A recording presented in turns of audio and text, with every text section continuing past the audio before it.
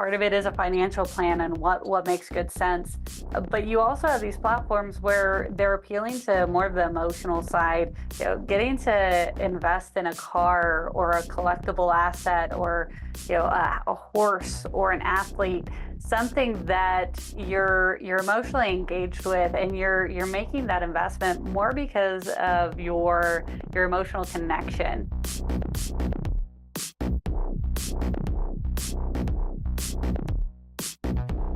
Hello, everyone, and welcome to another episode of Test, Optimize, and Scale. Have Nikki Gilbreth, Managing Director of Business Development at North Capital, here with us today. She's going to go into everything that North Capital does. I could tell you personally, they are one of the top names in the space of Reg CF, Regulation A+, Reg D. Going to talk about investor acquisition today in depth. Nikki, it's a pleasure to have you here on the pod. It's a pleasure, and thank you, Jason, for the opportunity.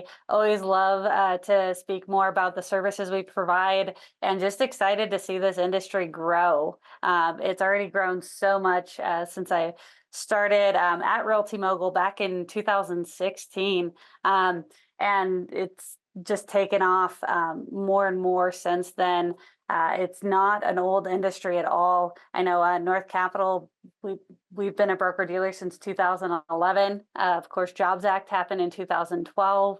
That's where you saw a lot of real estate and technology providers enter into this industry and forge kind of a new way of raising capital via an online marketplace. And I'm sure, Jason, you saw that as a marketing professional, seeing marketing and starting to do that for investments must have been a new industry as well. Absolutely. For me, it was premium audiences and taking them down marketing funnels. So investors, high net worth, high household income. We started with Regulation D, 506C. Once I learned that solicitation was available for accredited investors, it became a primary focus of ours because we were always part of that fundraising discussion. And I knew, hey, now we could get the right audiences to these issuers, to these brands' offerings.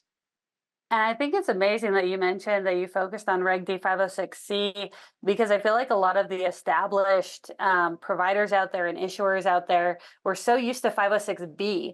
Yes. For the audience that doesn't kind of know the difference, 506B was that you have to have a pre-existing substantive relationship with investors before you can even share the offering information with them. And when 506C came out, where it allowed for general solicitation, but requires you to verify those investors' accreditation status, there is such a barrier, and all of these issuers being very nervous about requiring their investors to provide more personal information than they've required in the past.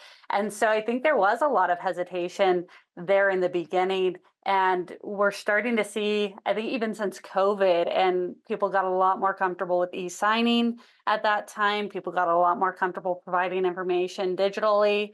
And so it's a new kind of space and industry than it was over 10 years ago when you first started. So I'm curious to see your thoughts and what you've seen in the evolution of that as well.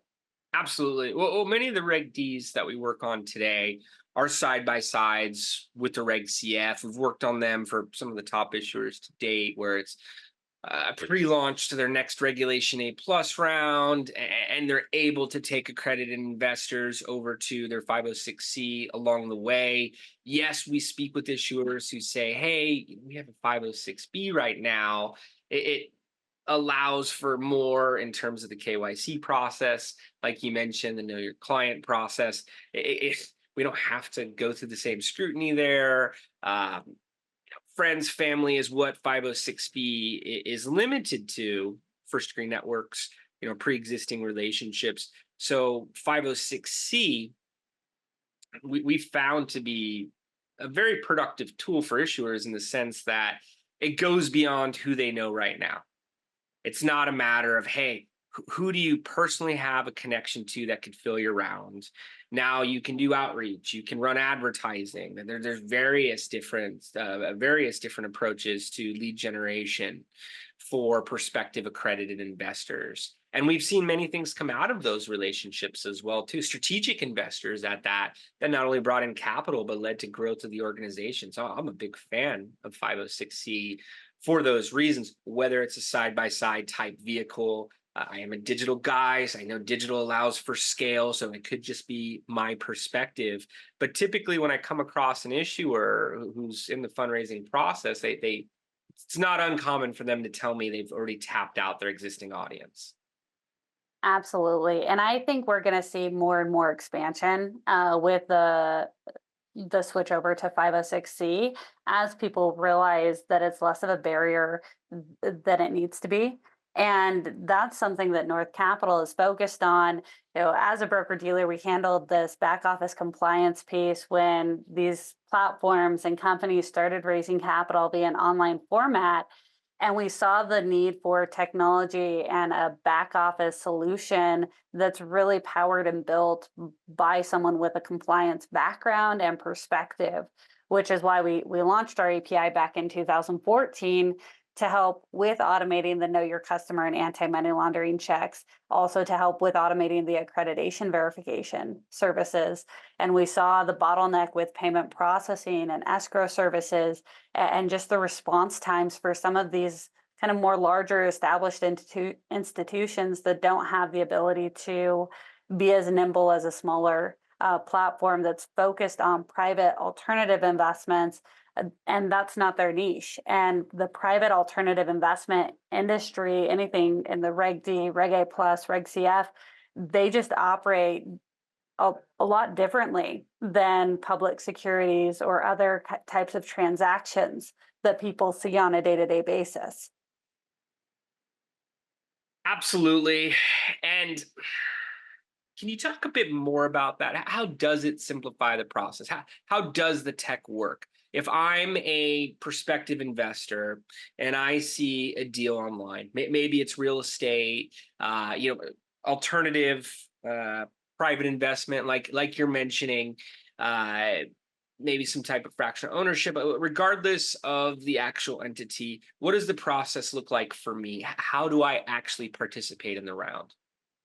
And that's the beauty of it, is our clients can really choose how they want that to look, what they want that user experience to be. If they want them to stay on their own website, we have an API where if they have their own developers, they already have a vision that they want to implement, but they're not trying to be a KYC AML provider. They're not trying to do accreditation verification themselves, because why spend the time to hire someone in-house, make sure they fully understand the rules?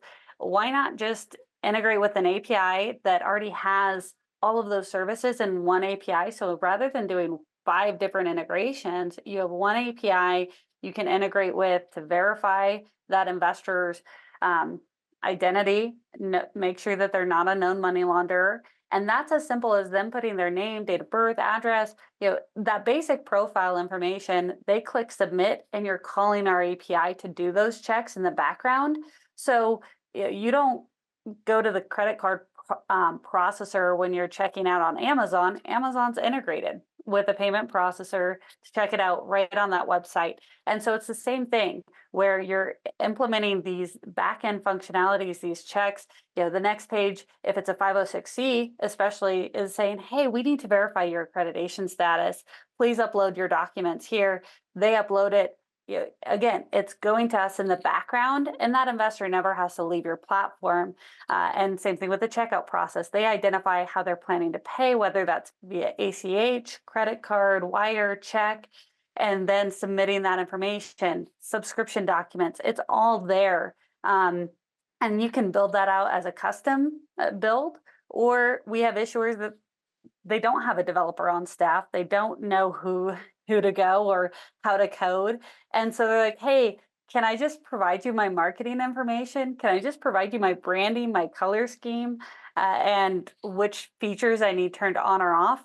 And there's white label solutions that we have in-house or partners that we work with. So you have options. It's just a matter of what do you want it to look like. And creating that seamless experience, like you said. As a marketer, I'll look at analytics metrics like load time and see how it reflects the conversion rate. You do not want these audiences to drop off, especially for a Reg D campaign. 25K, 50K minimum on many of these. I've worked on commercial real estate, 506Cs that had 250K minimum. So it could be, a valuable conversion, valuable transaction, even at the minimum levels. Many of them will have six-figure averages, seven-figure averages in some cases for transaction size. Any glitch in the digital checkout process could make me, as a prospective investor, feel a lack of trust. And as an issuer, that may show up in your reporting. That may show up at your bottom line and how much you're raising from the initiative.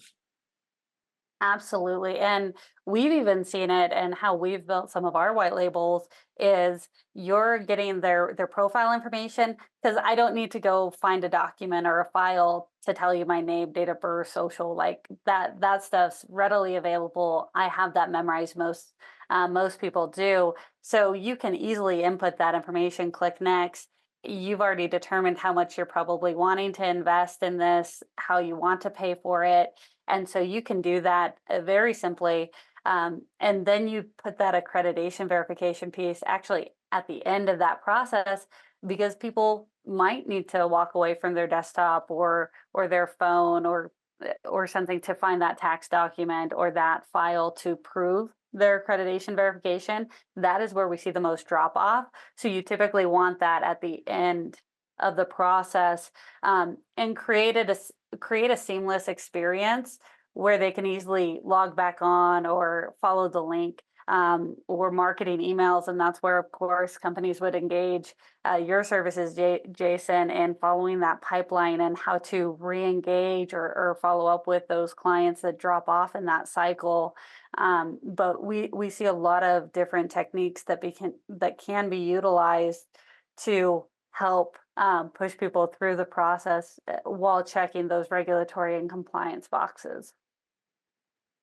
And, you know, you're talking about the data you're grabbing before you get to the final submission with proof of accreditation. So you're able to do follow-ups accordingly. Uh, I'd like to make a contrast comparison and ask, what are the differences if an issuer wanted to publish on a portal?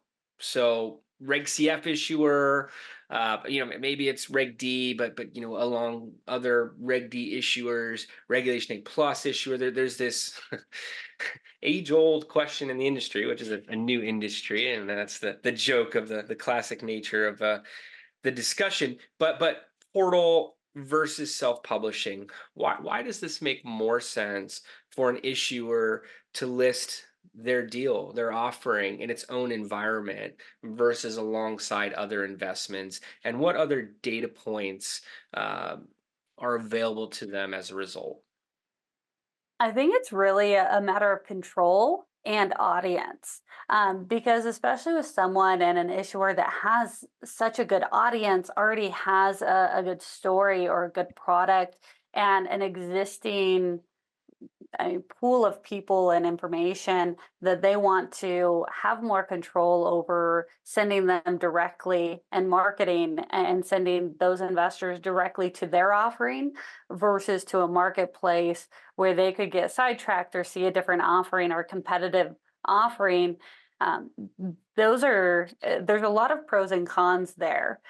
There's some people that they don't have an existing pool, and they don't have anything, so they want to tap into that marketplace. They think they do have an advantage over those other offerings that could be driving traffic to that same marketplace, and they think they're going to win. They think they're going to be the top dog, and be able to convert other investors that went to that marketplace for a different investment opportunity. And that's where there's a lot of issuers that they don't want that. They don't want to hand over this lead list to another platform or portal. They want to be able to have more control over that experience too, because if you have a pre-established network and you're sending them onto a portal, you have less control over that user interface, that flow, and the ability to help the investor through that flow. So there's a lot of pros to having your own kind of issuer setup offering where all those marketing dollars you pay for a campaign and all those times and those hours they spend with Jason's team to build these marketing campaigns and these lead lists, not wanting that funnel to go to a marketplace where they could be lost. And minimizing the number of clicks, minimizing the visibility where they've already engaged and you've paid for them to have awareness and access to your investment. Why send them to someone else's offering or someone else's portal for that portal to market other offerings to them rather than keeping them in your own funnel and pipeline? And I could attest to that. I've seen first degree networks, email lists from issuers used to bring investors to offerings on portals, and then hearing from those investors directly that they've participated in other offerings, and want to see how this one shapes up before they put their funds into this one. I've seen it firsthand. Uh, there are portals that use those investor audiences towards marketing of their own raise, towards their top issuers raises. So there's definitely that component. When I talk about the pros and cons, the choice of whether going to a portal marketplace, a FINRA regulated spot. I think the data, the analytics, everything about the funnel you're creating is ideal. The one thing that I point out to issuers is they're going to be responsible for the traffic. They need to make sure that they're building a strategy and preparing accordingly for the traffic that is going to likely hit an average conversion rate, probably not too much higher than average, to then generate the amount of investments at the average transaction level for their filing. Reg D, Reg CF, Reg A are all going to have different average investment levels reflecting their minimums for their filing at that. So I want to be able to ask a founder, where are you going to get that traffic from? How are you preparing for that? And that's what I've seen present on the top self-publishing campaigns. So that's the one part that I emphasize to issuers to get them ready to see success in their own self-publishing capital raise. Yeah, and I think we've seen a lot of issuers that have had success with that. And that has primarily been the end goal, especially for these issuers that are continuously raising or raising for Yes. much larger capital intensive projects. They're not going back to continue raising on a platform. They're raising directly from the investor network they've already established. Absolutely. And I like to say they've cracked the code where they're able to tell, hey, we can run advertising on Meta or these financial email newsletters, or set up these different press relationships and have a content calendar where we're doing our own webinars, town halls. We're going to be speaking at these conferences and do a live broadcast, when and where each piece of content is going to be set up. And they know, hey, we're going to hit a 5x, a 10x. These are some of the numbers we're projecting for each of these channels. And we have issuers that are live right now on their fourth round with us. We've worked with groups that are in between rounds that have done 6 with us. And always be raising is a philosophy I've heard in the space. And I think more and more private companies are going to be using these different filings. I've seen public groups with Reg A as well. And I just think they're going to be more of the primary, less of the alternative, 5-10 years down the line. I completely agree. And this industry has shown tremendous growth. And you even see kind of larger, more established custodians and players in the space looking to access the alternative space and seeing that growth and wanting to take part of it where their primary business has been focused on the public markets. I think we're going to continue to see the shift, especially since we're in the information age. Yes. We're not in the same industry that this was 30 years ago prior to electronic trading. And and all these tools that people have at their fingertips. And we're looking at this new generation that's growing up in an age where Robinhood and cryptocurrency and all these things are such common topics. My now 12-year-old, I think, knew about cryptocurrency when he was 9 or 10, and that wasn't even a thing when I so the fact that these kids and new young adults are getting so familiar with crypto, and probably more familiar with crypto than they are with the public markets.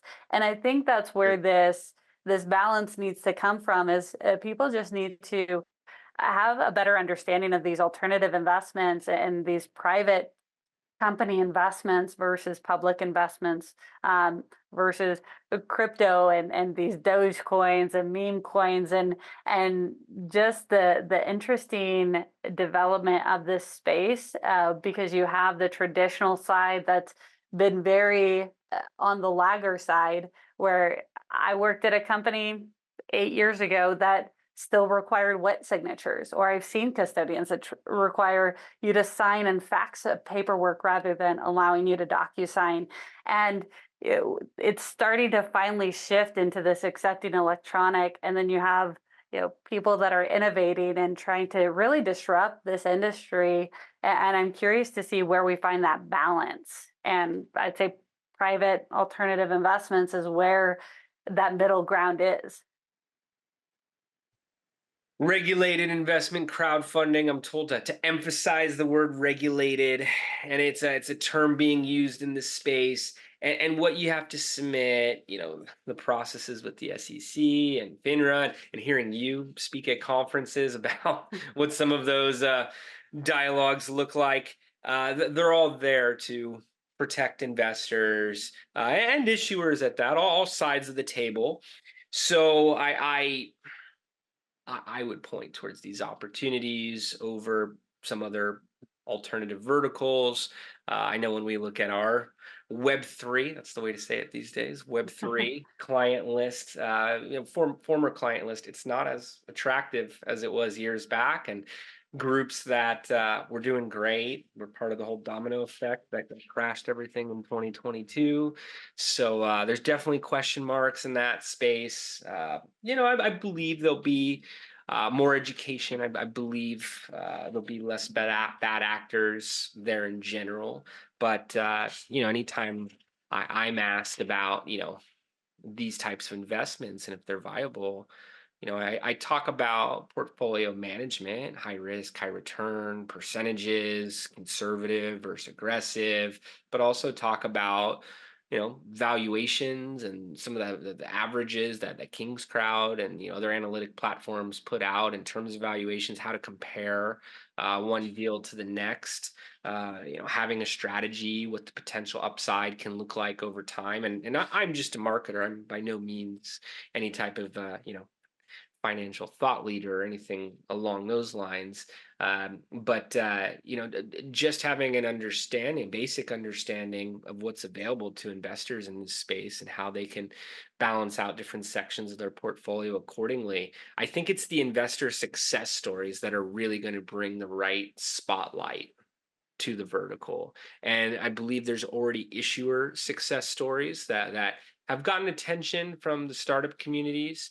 But hopefully the same type of enthusiasm that occurred around liquidity events for Web3 at different peaks happens in a more sustainable fashion, of course, for regulated investment crowdfunding, Reg D included in that, and it becomes more of a prominent tool. It's talked about in your son and our kids' classes, and I'm already hearing about different courses, different universities reach out to me. I've been able to guest lecture at some of these, and it amazes me, like, hey, they're talking about Reg CF in their course. So it will be fascinating to see where we're at 10 years down the line.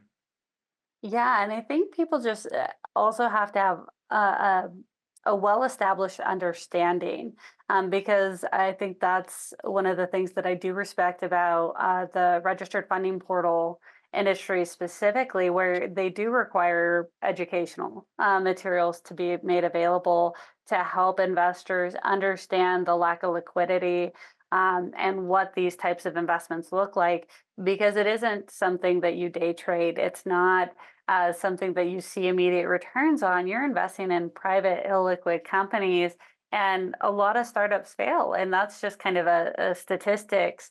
And people don't have that kind of patience or understanding. And hindsight's 2020. It's so much easier in 10 years from now to look back and be like, oh, I should have invested in this, or this was such a great investment. But when you're in the midst of it, people see these articles get published on the negative kind of lights or aspects, or valuations, especially the very high valuations that were happening in 2022, and then the market kind of adjustments that happened last year has absolutely impacted the space. And I think we're going to continue to see, and people have to be willing and understanding that these are long-term illiquid investments, and you don't always see that return in the first 2 to 3 years that I think people want to see, or expect to, because we're in this day and stage where there's such immediate gratification that's wanted or needed. But that's where it's all, and I'm sure you appreciate how much psychology goes into marketing and in building a business and interacting with individuals on a regular basis. Yes, I, just speaking the psychology further for these capital raises, I look at it as, social dynamics at play. So, beyond the brand positioning and their vertical, what is their placement? How are they competing among other investment opportunities using the same or similar filings? And it amazes me how many groups don't put together a formal strategy. They're not doing competitor marketing audits. They're not looking at what other groups are running in terms of messaging. Maybe they look at their offering page, but they're not looking at their advertisements, their content, their email drip system, what conferences they're speaking at, who else is talking about them, and looking to replicate, or at least take into account when determining their marketing mix, their marketing channel selection, who they're targeting, the messaging, the funnels that they're taking them down, and really how to create that crowd effect. And I know the word crowd isn't always used in Regulation D 506C. It certainly is part of Reg CF, right? Regulation crowdfunding, as well as Regulation A plus for the most part. But I think even when you look towards public markets, it's those social dynamics in the sense of who else is investing into this. Everyone wants to be first, to be second in an early stage, right? So Yeah. being able to show that with digital, and here's our anchor investor, here's a list of notable investors. If every time I get to that offering page as a prospective investor, it showcases more that's been raised from more investors, and it just seems like this brand is always doing something new. Look at this new partnership they put together, this new product or update.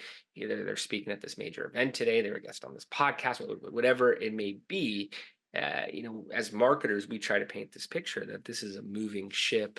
It's getting to that destination with or without the prospective investor, and that now is their opportunity to get involved. So I think the psychology and what how we use it for an individual campaign, and what it can mean for mainstream audiences and industry at large, is all part of the equation, of course. For sure. And I think in general, the companies that we've seen be very successful and platforms that have been very successful have very clear messaging, have a very clear idea and outline on their target audience. Because that's the thing, is no one, North Capital as a managing broker dealer, we don't make recommendations, especially in this alternative. Like, these are riskier investments; they're very illiquid investments. So you shouldn't put your entire portfolio in this industry, just like you shouldn't put your entire portfolio in one investment or one stock, or one company. It's all about diversification, and some people, part of it is a financial plan and what makes good sense.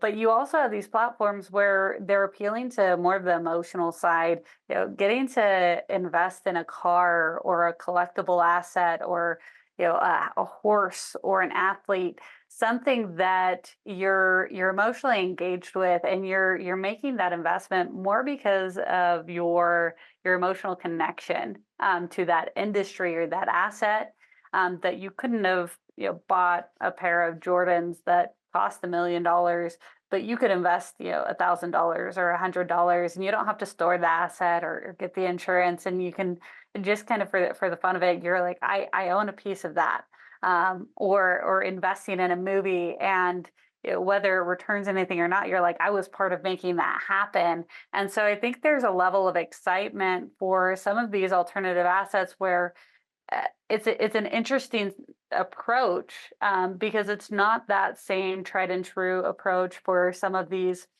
higher yield debt or real estate assets, where it is more focused on, hey, diversify your portfolio.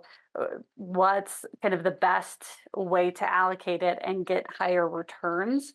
And you have to think these VC firms, because everyone's like, okay, you can now self-manage your assets. Think about these VC firms. They're not investing in one startup. Their whole portfolio is about investing and vetting different startups and then allocating between a lot of them, because they don't know which ones are actually going to be successful or not. They have their own algorithms, they have their own underwriting and things of that nature. But there's also the personal side to it. They meet the managers, they meet the founders of these companies, and they not just believe in the idea, but they believe in the people behind it. And sometimes you don't get that same effect when you're making these decisions behind a screen. And that's where I think your services, Jason, are so valuable, because your services are, how do we get that in front of the investors? How does this investor learn about this team, this company, and what the mission is, but also who are the people behind it? That is definitely the game. And I've seen issuers throw together offering pages, missing some of the key points that, stood out to me when I met with them in person. And I mentioned before, digital allows for scale in my perspective. And I try to make these offline and online comparisons. And those moments that allow the prospective investor's eyes to light up a bit more and really see the potential. We want to encapsulate that in messaging so that mass audiences can engage with it. And there could be enough touch points with similar types of narratives to be able to get that prospect to the point of action. So really glad that you mentioned the messaging. I think it's very important for founders to listen in and hear about. We actually have a lot of founders, marketers, and industry professionals that tune in. Wanted to ask, what should they be testing out towards their own capital raises, towards their own growth? What have you seen deliver in terms of tactics that could get them towards their next milestones? Well, I think it's always good to look at who have you raised capital from, or who have you talked to that's really engaged with your message, or believed in your product or your company, and go after, where do you find more of them? If you're looking for enthusiasts and car enthusiasts, you're not approaching the same audience that a real estate sponsor that is looking for really established investors that's familiar with real estate. They're two different target audiences. And so defining who your target audience is, and not having it so narrow that you don't have enough to data to review, but not having it so broad that that data is really unreliable. And I think as you do that, it's not a fine science. And I'd say that's why I always encourage clients to work with marketing firms, or firms like yourself, Jason, because you can guide them through that. Because a lot of clients approach me and say, great, if I use your technology, build it, they will come. And it's like, honestly, these platforms that are successful, well, yes, they have great technology, they've created systems. I think there's more to that, because I've seen people, hone in and focus on such little things before they've even started to raise capital from investors. go through, start raising capital from investors, and then determine what are the big deciding factors. Because how do you really know that you have to have credit cards and people want to transact via credit cards? That might be only 1%, and it's not as worthwhile to spend how many thousands of dollars in development to add that feature. Um, or cryptocurrency. I do have that conversation a lot where people are like, oh, people need to be able to invest via crypto. It's like I still have yet to see a lot of platforms that are transacting, and that most people have it and transact investments via ACH, via credit card, via wire, via check. So it really depends on your target audience, and don't get so tunnel visioned that you're not able to see the bigger picture, especially in that initial launch phase. Mhm. What about optimization? What if it's not working in that initial launch stage, or it is, but you want to be able to sift out, cut the fat of the targeting that that's not producing. What would have been the best approaches towards optimizations or even pivots in your experience?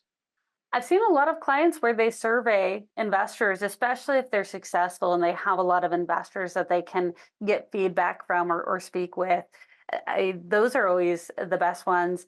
The people that didn't go through and complete the investment, they're probably not going to be as responsive to, say, a survey or something of that nature. But that's where the analytics come in, seeing where that drop off is. Oh, did they drop off the moment they clicked invest and it asked for their name? Or did the drop off happen when they had to select a payment method? And how can you capture that and seeing where that drop off is and say, great, let's optimize. Maybe it is a loading issue or load time issue. How do we optimize this? Maybe it is, oh, well, people do want credit cards and we only have ACH and wire. And so figuring out those things through analytics, but that doesn't mean stop your business while you're doing that. Being able to set the right time aside so you can look at the numbers, have the data show you what's working and not working. We always have assumptions going in, but we need the analytics to validate that and determine where they're falling off. If the funnel's not converting at a certain stage at the right levels, or if a channel's underproducing based on projections that you put together in the strategy, hopefully. What about scale? You guys have worked on some of the top campaigns in the space. Uh, a lot of successes. What commonalities have those issuers had? What tips, what examples can you provide towards scaling? I All of our clients that have scaled, they start small and then they test, optimize, and that's what really leads to scale in the end. And the scalability part is honestly my favorite part because we're always happy to hop on a call or have a shared Slack channel or something with clients that they're having 1,000 investors click on their campaign and go through the investment process within a 30-minute period, and those are the problems we'd love to solve. And from an infrastructure wise, that's where the technology gets more fun and more important than anything. Because any, I mean, someone that's raising capital and only raising capital from 10 to 20 investors, there's not as much scale in that. It doesn't make sense as much to pay for a technology provider, but you can't have one person process 1,000 investments within 30 minutes.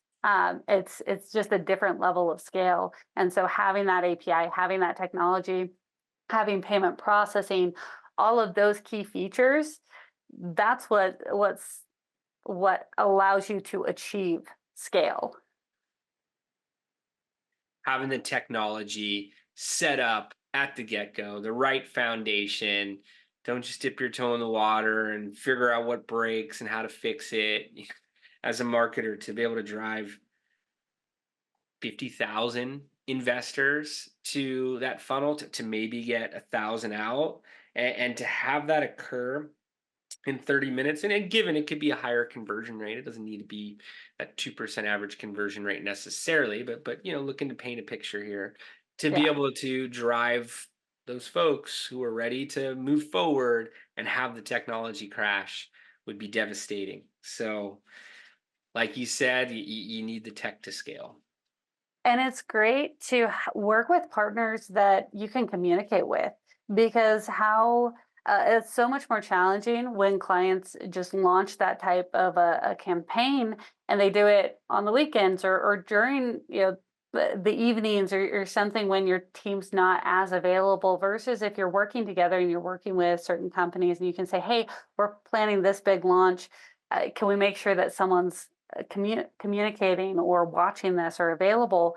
And working with smaller firms and more white glove service type firms allows for that, and allows for, if there is a technology issue, you're able to respond and recover more immediately or within a few hours, and you're not waiting 3 days to recover, because people spend a lot of money on marketing. They spend a lot of marketing on these, a lot of time and energy on these campaigns, to make sure that the tech is set up properly and that you have a team behind it, because anyone in the tech or development industry will tell you bugs happen. It doesn't matter how much you build, how much you test. There are still times where investors find a way to break something, or click the wrong button or do something that you never would have thought of when you're testing it. So working with teams and teams that are responsive and that have tested it as thoroughly as you possibly can, I just can't understate the value of that.